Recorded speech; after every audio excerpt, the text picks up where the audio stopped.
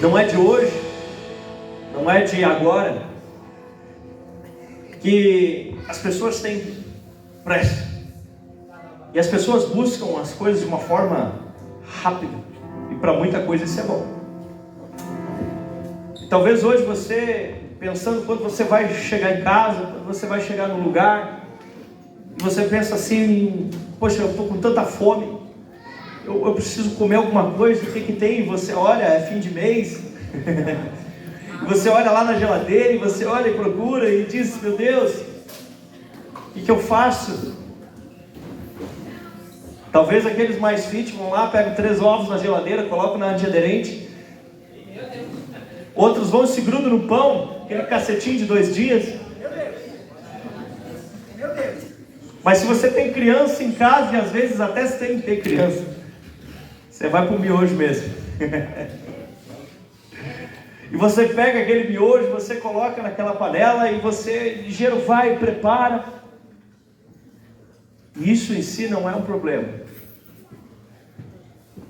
Acontece que isso foi entrando para toda a nossa cultura. Isso foi entrando para todas as coisas. Isso foi entrando até na maneira como as pessoas buscam a Deus e se conectam com Deus.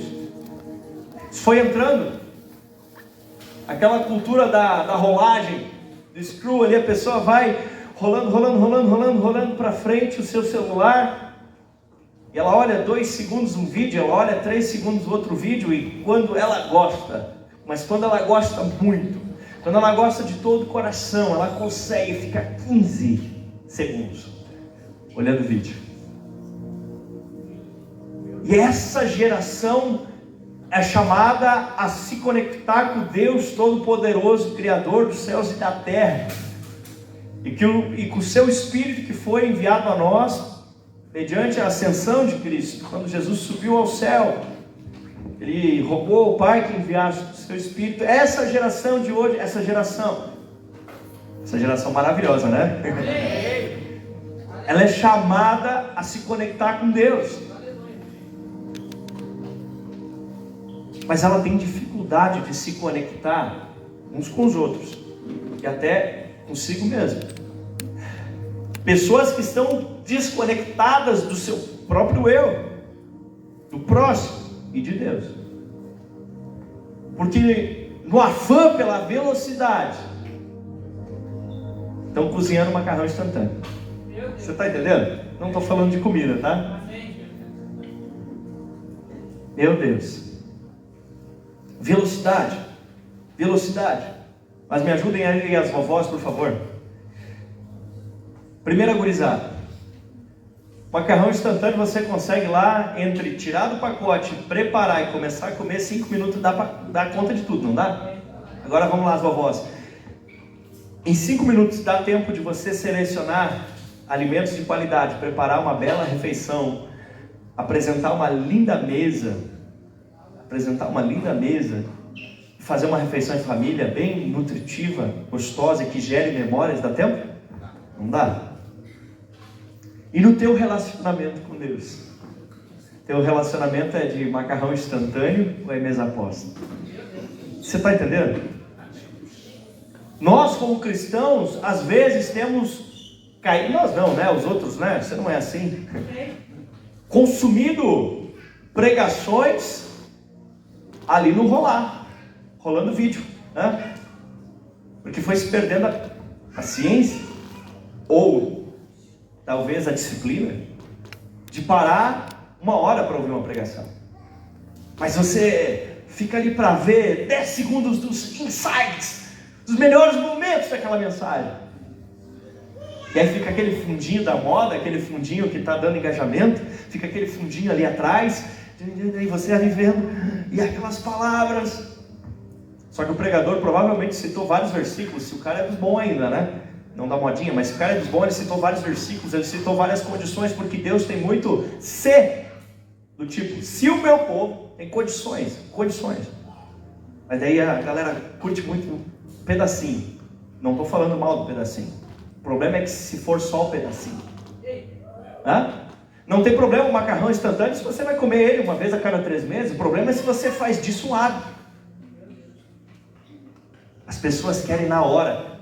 Por que vende tanto refrigerante? Porque é um monte de substância que entra rápido dentro do teu corpo e você, uou! O corpo diz, uau, açúcar, cafeína, e a gente sente aquele prazer. Por que se consome tanto álcool? Porque ele é tóxico para o corpo, ele entra lá, o cérebro dá uma tonteadinha e você diz, esqueci meus problemas.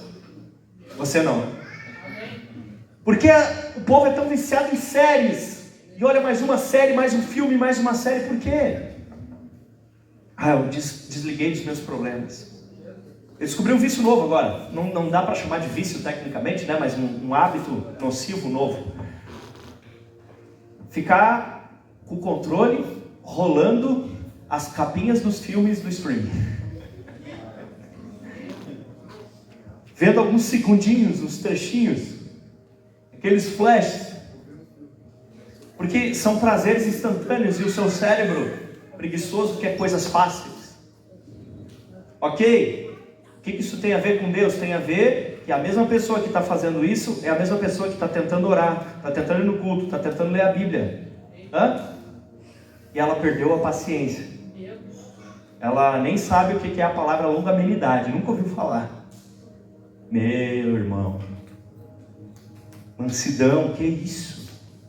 Eu quero agora, E aí tem gente viciando em pornografia, porque não tem a paciência de construir um casamento forte e duradouro, e descobrir na intimidade de anos e anos com a mesma pessoa como ficar plenamente satisfeito ali. A pessoa não tem paciência, ela quer papum. Então ela pega e acessa conteúdo impróprio na internet.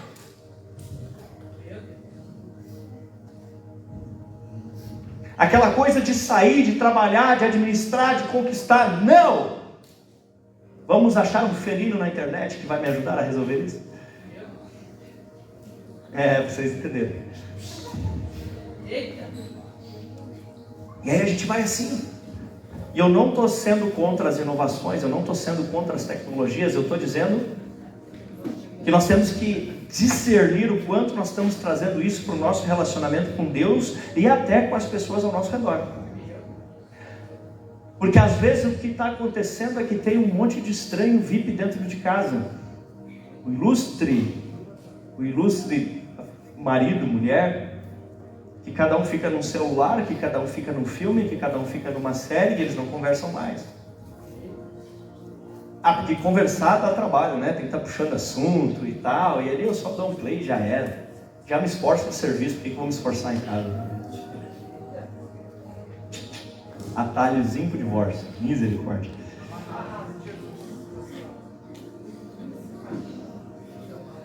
Porque nós hoje temos gritado, sabe o que a gente tem gritado? A gente tem gritado assim, mais rápido! Mais rápido! Nós temos gritado, mais prático! E com menos esforço. Mais rápido, mais prático, menos esforço. O que é mais fácil? Mas já pensou Jesus vir aqui na terra? E daí estava perto da hora da cruz? E ele dissesse assim, ô pai, o que é mais fácil? Aí o pai podia dizer assim, é você voltar aqui para o céu e a gente explodir a terra e criar um planeta novo. Então tá. Já pensou? Ele não disse que é mais fácil. Ele disse que não seja feita a minha vontade, mas a sua vontade. E aí ele carregou a cruz, e aí ele apanhou, e aí ele morreu para você estar bonita aqui hoje. Meu Deus. Até a Bíblia às vezes está sendo consumida na rolagem do celular aqui, ó. E não estou falando de ler a Bíblia no celular, estou falando de só pegar trechos, que alguém fez um videozinho curto de alguns trechos da Bíblia e você não tem mais Bíblia. Você não lê mais a Bíblia. Não vou nem perguntar quem lê a Bíblia todo dia, para ninguém passar vergonha. Mas meu irmão, você precisa de Bíblia, de palavra de Deus, amém? De Bíblia, de palavra de Deus. Precisamos não apenas andar numa velocidade inconsequente, não apenas andar numa velocidade que não nos leva a lugar algum, mas uma velocidade na qual você consiga dirigir. Uma velocidade na qual você tenha domínio desse veículo que é a sua vida. Amém? Sabe, quando eu era criança eu achava muito interessante uma câmera que a minha avó tinha de tirar fotos. E essa câmera você precisava colocar ali um cartuchinho, que era o filme. Você precisava acoplar um quadrado em cima, que eram os flash cubs, que eram os flashes dela, né? Que a cada foto ele explodia, daí ele girava, explodia, dava para tirar 4 fotos e daí tinha que trocar o cubinho, que ele explodia, não era elétrico, era por reação química, assim. Lembrou, né, dona Lourdes? E aí você tinha que, então, era tipo dar corda nela, assim, antes de bater foto, né? Nem brinquedo, não era com pilha. Aí tirava a foto, tinha um número de poses, aí depois no final rebobinava e levava para revelar e depois vinha.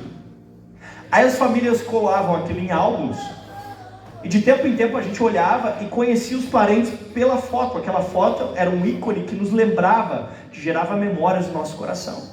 Então, ou pegava aquele álbum e dizia, esse aqui é o vô, o tio, não sei o que, e lembrava daqueles momentos. E tinha até, no meu caso, aqueles rolos de genealogia que dizia o fulano, pai do Beltrano, aquelas coisas da família. Eu era da roça.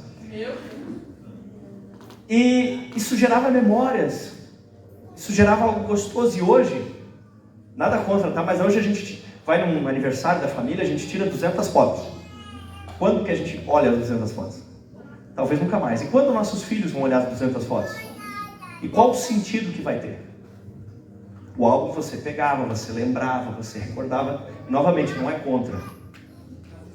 Mas o que eu estou dizendo é que as pessoas hoje, elas também ativaram esse modo na relação com Deus. E elas querem ter 300 mil experiências com Deus. Isso é bom. Não, melhor aqui, né? 300 mil experiências com Deus, 200 mil, mas houve um tempo que as pessoas tinham uma experiência com Deus e aquilo tinha um significado para ela, que levava ela a refletir. Às vezes no ano seguinte ela lembrava daquela experiência com Deus que ela teve, aquilo trazia uma reflexão para ela de novo.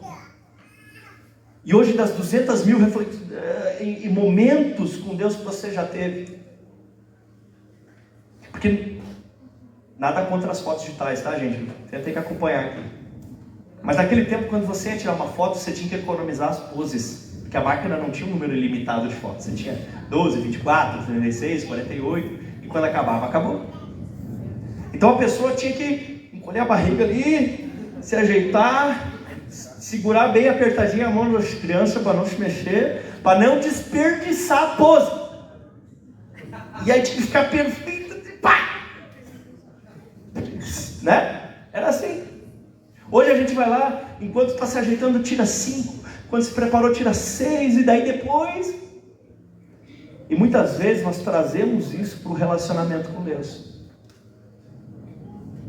E a gente vai tendo várias experiências meio assim, e não para refletir no que Deus está querendo mudar nas nossas vidas através daquela experiência. O que Deus está querendo soldar, consolidar dentro do nosso coração através disso. Você está pegando? Está entendendo? Está dando para entender? Meu Deus. As festas de família, até festa de aniversário, a geração de memória dentro do coração da criança já começava a não preparar o bolo. Separava os ingredientes, buscava os ovos, preparava, a família fazia o bolo, as crianças ficavam fazendo bagunça na volta, comendo o chantilly de cima, o merengue, né? E era uma disputa para ver quem é que ia comer a gemada doce que ficava lambrecada na bacia. E aquilo tudo fazia parte do ritual da festa e gerava muita coisa profunda. Hoje a gente quer mais prático, e novamente eu digo, nada contra a praticidade, eu acho muito maneiro esse negócio de não se incomodar. O problema é quando a gente vai trazendo tudo isso para a nossa vida com Deus e no nosso relacionamento com os irmãos. Porque daqui a pouco o nosso relacionamento com os irmãos é só o WhatsApp e não tem mais olho no olho. Daqui a pouco o nosso associar-se com pessoas é só em Facebook e não mais face a face. Vai virando, Face já foi, né? Fica só um negócio, muita coisa que não é nada. Um monte de coisa que acaba em nada. E nisso tudo, nessa exposição, às vezes a gente acaba tão preocupado e mais preocupado em performar do que em transformar. Mais preocupado em como a coisa vai aparecer e o que os outros vão achar e como vai ficar na rede social, do que Deus pode transformar e mudar dentro da gente e nos tornar não mais parecido com aquilo que a vitrine quer mostrar ou ver, mas com aquilo que Deus quer que a gente seja. Interessante. Então eu quero convidar você, para nós como igreja, nos aproximarmos de Deus com amor. E quando Ele se manifestar no nosso meio com uma experiência que seja memorável, que seja algo que nós vamos guardar no coração. Meu Deus, aquele dia, aquele culto, Deus pegou a gente de um jeito. Isso vai ser uma foto colocada num álbum. A gente vai olhar de novo e vai lembrar o que Deus quis mexer comigo naquele dia, o que Deus quis fazer comigo naquele dia. Olha o que Deus trabalhou em nós. Amém? Olha o que aconteceu naquela célula, meu irmão. Olha o que aconteceu naquela vigília, naquele culto.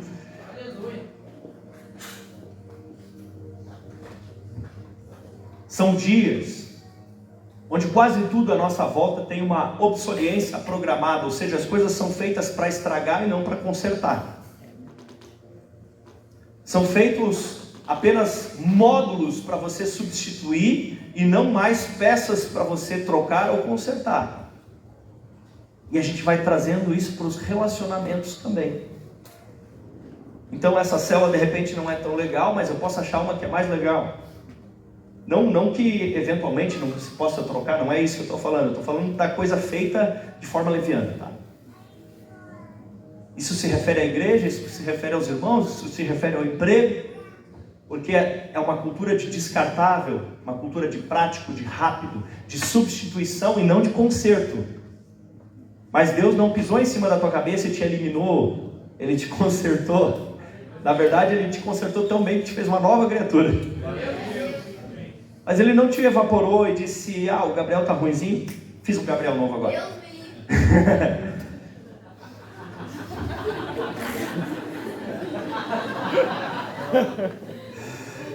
Meu Deus.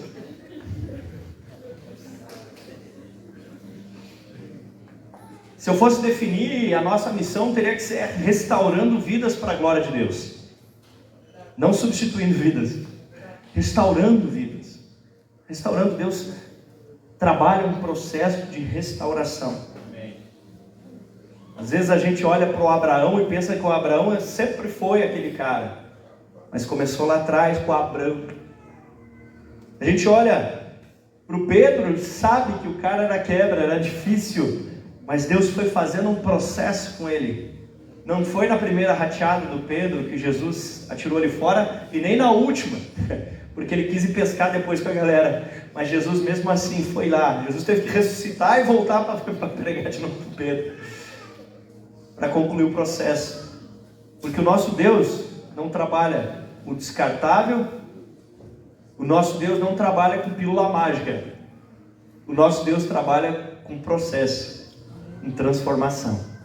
Amém?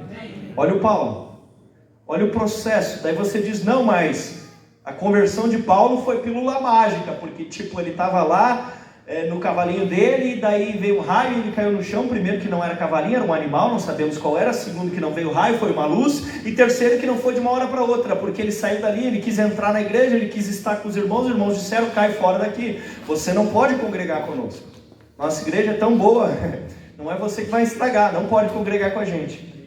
E ele ficou anos e anos no deserto, anos e anos, orando, jejuando, tendo experiência com Deus, até que os irmãos aceitaram de volta. Uau, Barnabé foi atrás dele. Não foi a pílula mágica.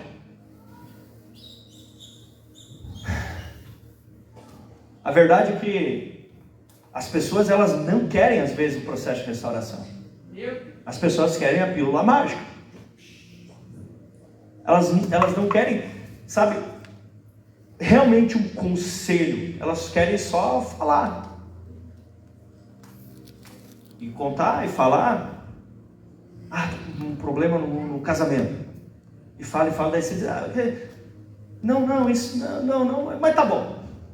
estou com um problema na finança, estou com um problema na saúde, estou com um problema no meu relacionamento com Deus, na célula, não estou conseguindo evangelizar, não estou entendendo a Bíblia. Então você... Porque, às vezes, ter o diagnóstico, o desejo da pessoa não é o da cura, mas para poder usar aquilo como uma muleta. Tá? Não estou falando das pessoas que realmente têm problemas de verdade, que são diagnosticadas, não é isso, tá, gente? Eu respeito as pessoas, mas de repente a pessoa, alguém, ela lembra, sei lá, e ela diz assim: isso aí é porque teu pai foi assim. Daí ela passa o resto da vida dizendo assim: é porque meu pai, é porque ela achou uma muletinha, porque ela não está interessada em ser curada naquela área da vida, ela achou uma muletinha, ela pode botar a culpa no pai. Pegou? Elas gostam de dizer assim: não, isso é porque você estava endemoniado. Claro, porque daí cada vez que ela der uma escapada, ela diz assim: não, é que eu estava endemoniado naquele dia. Ela não quer a cura, ela quer uma muleta.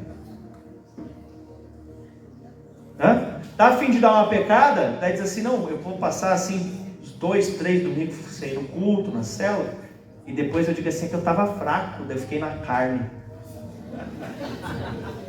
O que está procurando? Só uma muleta, uma desculpa, não quer resolver o problema. Não está com vontade de resolver o problema. Está só procurando uma muleta que possa usar como desculpa. Você está entendendo? Meu Deus, o que é isso? Deixa eu te dizer, a gente precisa de tratamento. A gente precisa de restauração. Nós precisamos de processo. Nosso Deus trabalha com processos. Olha só, para chegar em Jesus, ele começou em Abraão. E ele foi trabalhando e gerando um povo, e ele gerou toda uma nação, e ele gerou todo um sistema, e ele gerou toda uma cultura, e aí chegou Jesus. Pensa? Porque às vezes nós achamos que Deus está atrasado, mas a verdade é que o tempo é uma criação de Deus, e Deus está fora do tempo. O tempo é parte da obra que ele criou, então Deus nunca se atrasa, porque ele não pertence ao tempo, o tempo pertence a ele. Tempo e espaço são só 2 bois cangados por Deus, que ele usa para arar a nossa existência. Meu Deus. E aí, 2 Timóteo 4,3, se você quiser abrir aí a sua Bíblia, 2 Timóteo 4,3.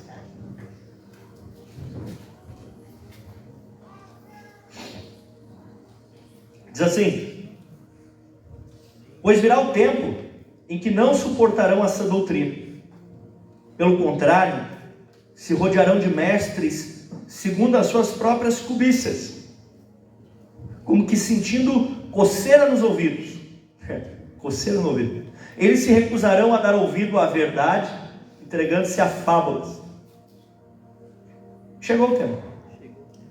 Chegou um tempo em que você pode escolher o mestre que você quer escutar. Se você gosta de bater nas pessoas, você vai achar algum pregador na internet que diga que pode bater. Se você gosta de fazer trambicagem, você vai achar algum pregador na internet que diga que você pode fazer trambicagem. Pronto, seus problemas acabaram. Qualquer que seja a tua malandragem, tem alguém na internet que vai te respaldar. Porque a verdade a gente não gosta de escutar. Quer dizer, tem 2 turmas. Tem os que não gostam da verdade, sente coceira no ouvido, e aí eles procuram um mestre que fale o que eles querem ouvir. E quando o mestre não fala mais o que ele quer ouvir, troca de mestre, vai. Não é? Nem em futebol, troca o técnico. Mas tem os masoquistas, que não querem mudar, só querem apanhar. Então eles procuram uma igreja que bate, que é pesado, porque eles gostam de sentir o lombo ardendo, porque alivia a culpa, tipo penitência que tinha lá na Idade Média, né? Então a pessoa: não, eu estou pecando, mas eu estou me expondo, estou sendo repreendido, está doendo, mas... E ela continua pecando, porque ela não quer processo de restauração, ela quer a muletinha, ela quer a desculpa, ela quer dizer: não, mas eu estou congregando, tá? Ó meu lombo aqui, estou todo arranhado, lanhado do culto. Entendeu? Quem quer transformação? Ali, tem um. Glória a Deus, aleluia. Parabéns, irmão. Quem quer restauração precisa passar por processos. Precisa passar por processos. É interessante que às vezes as pessoas que nos amam de verdade dizem coisas que dói, e elas dizem e não saem correndo. Elas dizem e continuam olhando pra gente. Se ainda saísse correndo, dava para chorar, mas daí como ela não sai de perto, a gente...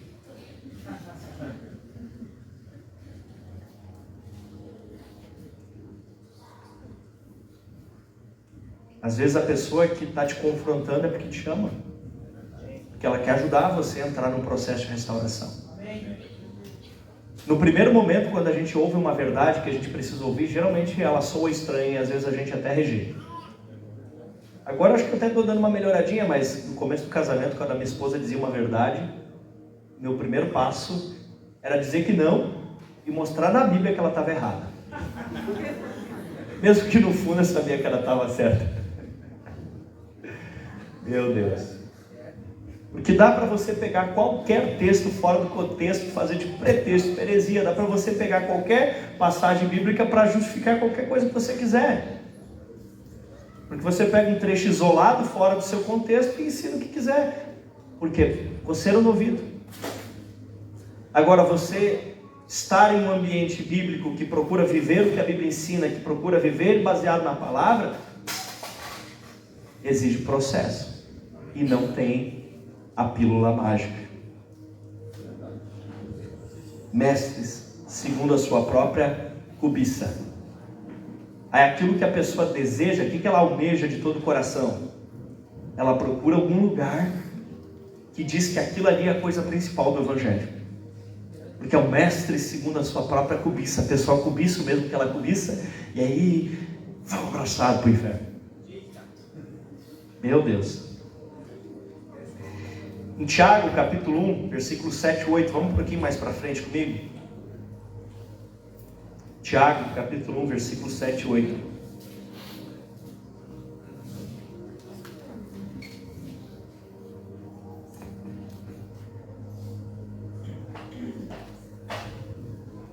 Vamos pegar desde o 6. Peça, porém, com fé, e nada duvidando, pois o que duvida é semelhante ao do mar impelido e agitado pelo vento.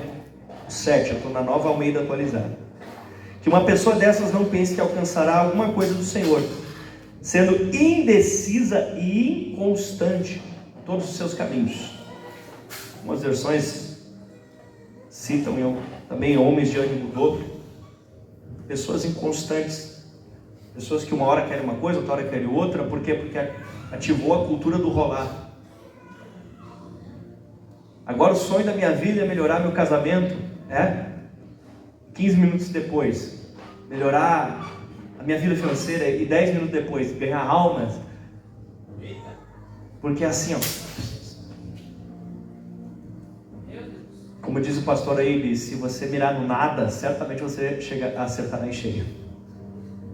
Mas como você vai mirar em alguma coisa se você dirige a 320 km por hora? Você dirige mais rápido do que a velocidade que seus olhos acompanham e sua mente planeja. Você não vai chegar em lugar nenhum. Você tem que guiar e conduzir a sua vida na velocidade que a sua mente consegue planejar, de acordo com o propósito que Deus colocou. Amém? Então, se você não sabe onde está indo, talvez vocês estão olhando filme demais em casa, em vez de sentar os dois e conversar e entender o que Deus quer da nossa família. Qual é o propósito? O que Deus espera de nós? Para onde, o que nós queremos chegar? O que nós queremos alcançar? E aí você dirige. Mas só acelerar sem saber para onde está indo não tem muito sentido.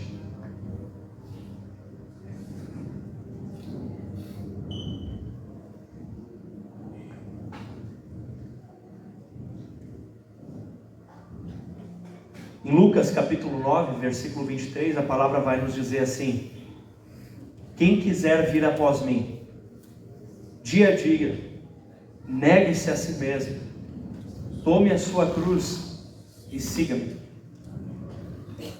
O Evangelho pode até ter velocidade, mas é uma velocidade dentro da perseverança. É uma velocidade acompanhada de uma congruência e de uma perseverança. É uma velocidade que faz sentido. Qual é o sentido?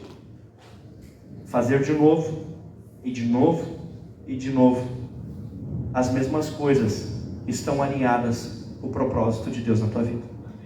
Até me atrapalhei, Wagner. Você vai ter que de novo abrir a Bíblia e ler ela. E ler a mesma Bíblia várias vezes. Você vai ter que de novo perdoar aquele irmão que de novo pisou no teu carro. Você vai ter que de novo vir no culto. Você vai ter que de novo ouvir aquela música que você não gosta. Você vai ter que de novo dirigir até o seu trabalho. Você vai ter que de novo amar a mesma mulher. Você vai ter que de novo. Você vai repetir, repetir e repetir. E fazer a mesma coisa de novo, de novo, de novo. Você vai ter que manter princípios. Você vai ter que ter estacas antigas na sua vida que não mudam com o tempo. Limites éticos, limites morais, especialmente de fé. Coisas que você não abre mão. Valores que você não negocia por nada. Você não é uma pessoa hoje e outra amanhã, no sentido negativo, eu estou falando agora. Você é alguém que está construindo uma história com Deus. E na eternidade nós colheremos o fruto dessa história. E na terra veremos esse legado passar para a próxima geração. Que legado nós estamos deixando para a próxima geração? Porque as pessoas que olham para nós, elas estão vendo o que nós fazemos por repetição. Nós fazemos de novo, de novo, de novo, e elas estão olhando para nós. Então que a gente saiba o que vai repetir. E repita com convicção. Jesus fala, dia a dia, Ele está falando de uma coisa que você sempre vai fazer. Ele diz, negue-se a si mesmo. Não é correr para o mestre que fala o que eu quero ouvir. Não é ser agitado por todo o vento de doutrina, por toda a moda. É dia a dia. Negue-se a si mesmo. Negue-se a si mesmo. Tome a sua cruz e siga. Tome o seu desafio, tome o seu ministério, tome o seu chamado, tome o propósito, dia a dia, e siga-me. Jesus está falando que imitar Ele é um caminho que envolve abnegação, esforço, decisão de sofrimento. Você nega a si mesmo, você persevera em andar, você carrega o peso, e sabe de uma coisa? No final de contas você vai ver que tudo isso valeu a pena e valeu demais. Meu Deus do céu. Não é sobre sempre descobrir uma coisa nova, mas todo dia conseguir fazer uma coisa velha. Todo dia fazer aquela coisa que você já aprendeu. Vamos ser sinceros? Para a maioria de nós, se você nunca mais ouvisse uma pregação, o que você já ouviu de pregação já era suficiente. Para a maioria de nós, o que você já recebeu de conselho, se você nunca mais recebesse, já seria o suficiente. Por quê? Porque muitas vezes o que nos falta não é o conselho, a Bíblia, a pregação, é a prática, é a perseverança. É colocar em ação aquilo que a gente já recebeu em revelação. É transformar o que Deus já nos mostrou numa atitude. É trazer a bênção que Deus já nos deu no mundo espiritual para uma realidade nesse mundo natural. A Bíblia nos diz em Efésios, capítulo 4, versículos 13 e 14, se você quiser abrir aí comigo, Efésios 4, 13 e 14. Até que todos cheguemos à unidade da fé e do pleno conhecimento do Filho de Deus, ao estado de pessoa madura, à medida da estatura da plenitude de Cristo. Qual o objetivo? Que não sejamos mais como crianças. Então ele está dizendo que ter unidade, certo? E conhecimento de Deus nos leva ao estado de pessoa madura. Meu Deus.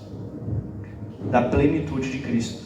Para que não sejamos mais crianças, arrastadas pelas ondas de um lado para o outro, por qualquer vento de doutrina, pela artimanha das pessoas, pela astúcia que induzem ao erro.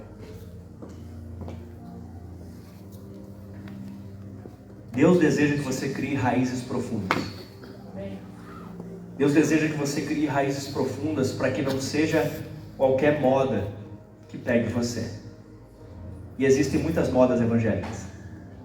Mas Deus quer que você tenha raízes profundas para que você não caia nas modas. Porque se você cair muito nas modas, corre o risco de você cair na fé. O desejo de Deus é que nós venhamos a nos tornar pessoas maduras. Pessoas maduras têm solidez o suficiente nas suas raízes, mas flexibilidade o bastante nos seus galhos, para que o vento não lhe arranque, para que o sol não a deixe desidratada, ela puxa água de baixo, mas que ao mesmo tempo ela consiga torcer para que os frutos não caiam com qualquer batida, com qualquer vento. Ser maduro não é ser inflexível, é estar enraizado. E o meu convite para vocês é que nós sejamos uma igreja enraizada. Não uma igreja contra a tecnologia, não uma igreja contra a praticidade, mas uma igreja que tem as suas raízes, a sua casa construída na rocha. E por causa que a parte de baixo está bem firme, a parte de cima pode ser flexível naquilo que não compromete a raiz. Amém? Amém. Glória a Deus. Aleluia. Nos últimos dias eu tenho refletido e o Senhor tem me conduzido nesse caminho, a entender que Deus levanta um homem chamado Moisés para tirar o povo do Egito e o Egito de dentro do povo, e dá poder para ele libertar as pessoas da escravidão do seu corpo, e faz um trabalho de restauração sobre elas para libertar a sua mentalidade de escravo. Moisés então é chamado por Deus para transformar um povo escravo num povo livre, uma mentalidade de escravo numa mentalidade de livre. Mas chega uma época, um tempo que só uma mentalidade de livre não é suficiente. Deus então levanta Josué e dá para Josué uma mentalidade diferente. Deus dá para Josué a capacidade de transformar da mentalidade de livre para a mentalidade de conquista. Eles primeiro precisavam deixar de ser escravos e serem livres, para poderem então livres passarem a serem conquistadores. Deus já tirou você do Egito.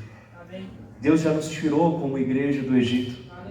Deus já nos tirou da mentalidade de escravo e hoje nós somos livres e você é livre. Mas o que você vai fazer com essa sua liberdade? Eu tenho uma ideia.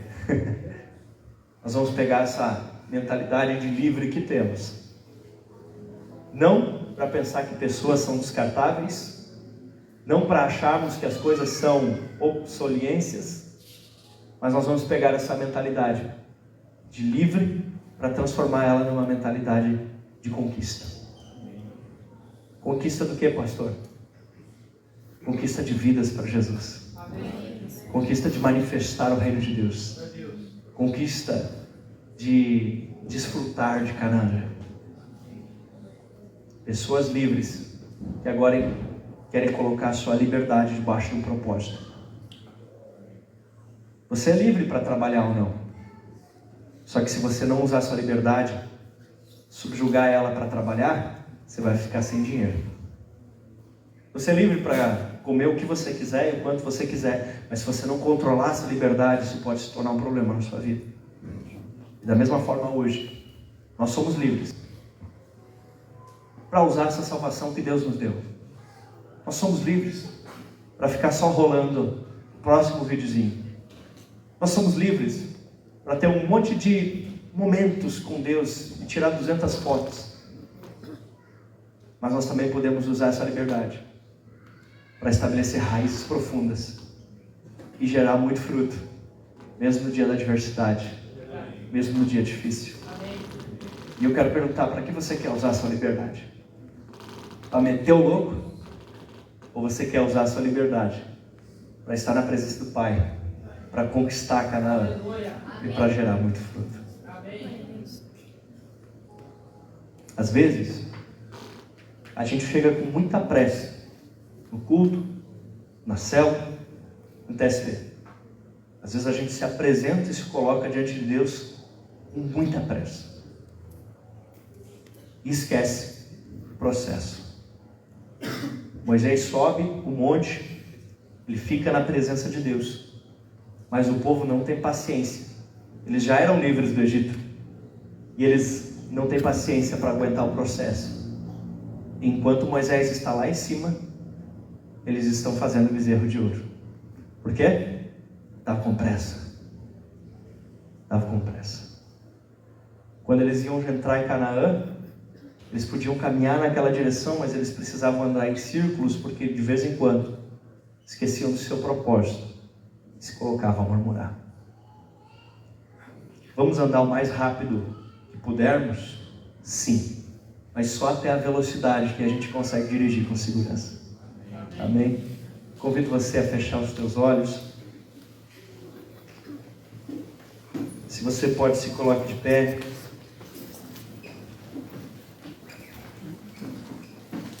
Um dia um homem chegou diante do profeta Eliseu e ele ficou muito frustrado. Seu nome era Naamã. Aquele homem estava doente.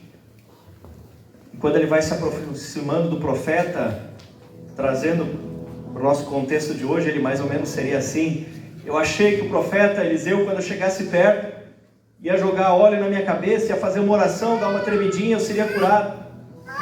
Mas em vez dele resolver na hora, ele disse para Naamã: vá no rio e mergulhe 7 vezes.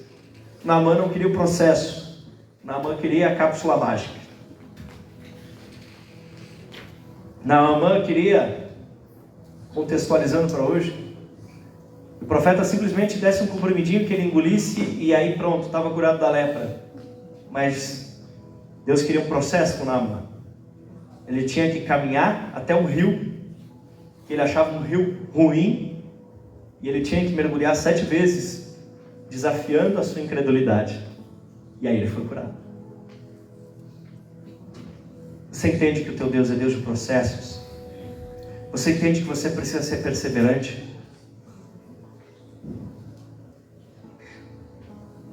Oh Deus, aleluia.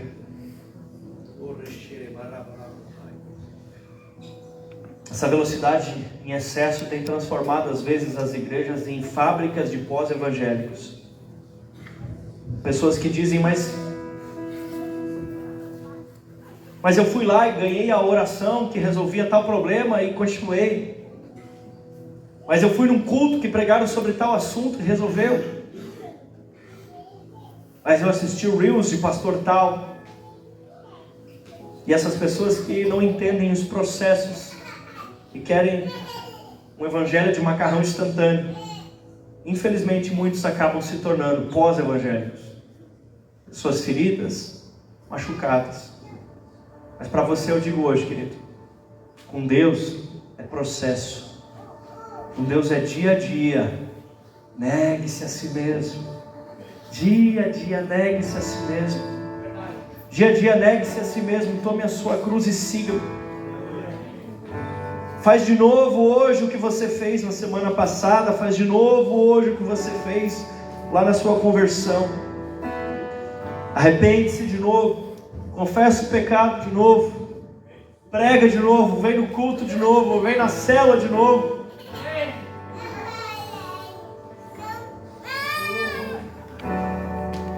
Você não come todo dia? Você não toma banho todo dia? Você não bebe água várias vezes ao dia? Nosso Deus é Deus de processos. Processos dentro de um propósito. Talvez hoje, ouvindo essa mensagem, você disse assim: meu Deus do céu, eu estou perdido. Eu só estou correndo para um lado e para o outro. Eu nem sei o que eu estou fazendo na minha vida. Eu nem sei para onde eu estou indo. Eu nem sei quem sou eu. Eu nem sei quem é que mora lá em casa, porque a gente nem conversa. Eu estou só fugindo. Eu estou só fugindo de uma desculpa para outra desculpa, usando as coisas como muleta. Eu pergunto as coisas para a pessoa, mas eu não quero conselho porque eu não quero mudar. Eu quero ficar na minha zona de conforto. Eu quero ficar no meu comodismo. Eu só quero usar as coisas como muletas. Eu só quero descobrir qual é o problema para usar ele como uma desculpa. Eu não quero cura. Mas hoje você está dizendo: hoje eu decido que eu quero mudar. Hoje eu decido que eu quero iniciar um processo na minha vida. Eu quero iniciar um processo de restauração. Eu quero iniciar um processo de transformação. Eu quero dar um chega nesse ciclo vicioso e de sempre cair de novo nos mesmos problemas. Quero chamar os obreiros que eu pedi antes que venham para orar pelas pessoas. E você que diz assim: eu quero que orem por mim por esse motivo, corre aqui na frente. Você que quer dizer assim: por favor, alguém bota a mão na minha cabeça, eu preciso mudar, chega. Eu preciso mudar, eu preciso ser transformado, eu preciso me tornar alguém mais perseverante, eu preciso me tornar alguém que escuta às vezes o que é duro de escutar, alguém que simplesmente não procura mestres segundo a sua própria cobiça. Vem cá, podem começar a orar os obreiros, venha, corre aqui na frente.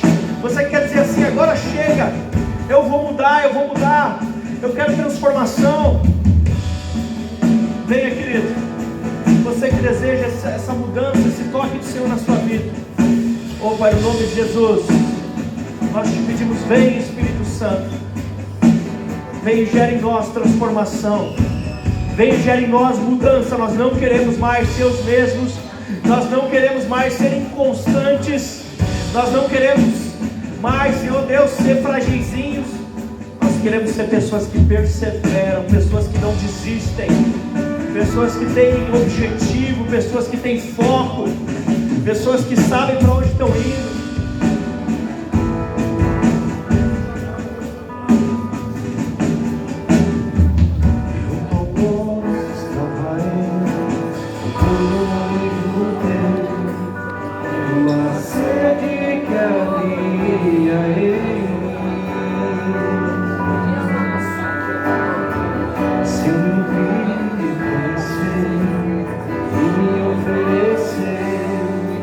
Ore com fé, obreiro. Obreiro, você está cheio do Espírito Santo. E o Espírito Santo vai te dar profecias, vai te dar direção, vai te dar instrução. E você será instrumento de Deus sobre a vida dessas pessoas.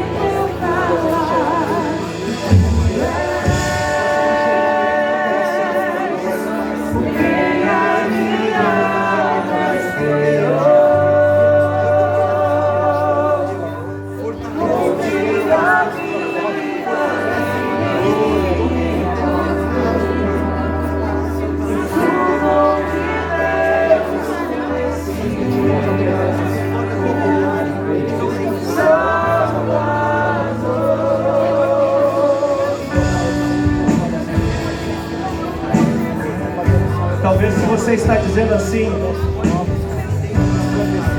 mas aonde está Deus? Eu quero sentir a sua presença, eu quero sentir o teu toque, mas eu vejo outros e eu ainda não. Deixa eu te contar uma coisa. Moisés tinha construído uma história com Deus, mas tinha um menino que estava começando. Ele diz assim: o Senhor falava com Moisés face a face, como quem fala com seu amigo. Depois que Moisés voltava para o arraial, porém, o moço Josué, seu auxiliar, não se afastava da tenda. Moisés tinha uma história, Moisés tinha um relacionamento, Deus falava com ele face a face, mas Josué entendia que existia um processo. E Josué não tinha pressa. Josué ia para a presença de Deus, e ali ele ficava, e ali ele dormia. Porque Josué entendia que existia um processo de caminhada que ele lidaria até ele chegar na intimidade que Moisés tinha com Deus. Então a questão não é se você agora está sentindo Deus ou não, se você agora está ouvindo Deus ou não. A questão é você se colocar num processo nessa direção, e você se aproximar da presença de Deus, e você permanecer na presença de Deus até que chegue o teu